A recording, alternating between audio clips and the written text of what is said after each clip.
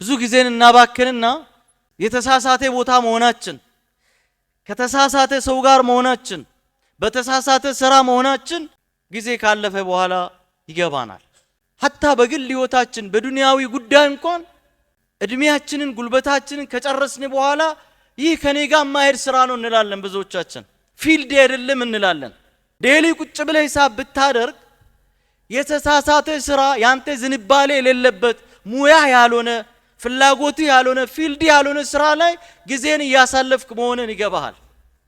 ከማይሆን ነገር ከማይሆንን ሰው ከማይሆን ቦታ በጊዜ መላቀቅ አለብን። እድሜያችንን ጉልበታችንን ጊዜያችን ከጨረስን በኋላ ገብቶን እንጸጸታለን። አብዛኛው እድሜያችንን በማይሆን ቦታ ከማይሆን ሰው ጋር ከማይሆን ስራ ጋር አሳልፈን ማለት ነው። እድሜ ደግሞ እንደምታዩት ነው ሩጫውን። ሳምንት መቼ እየሆነ እንደሆነ ግራ እየገባን ነው ያለው።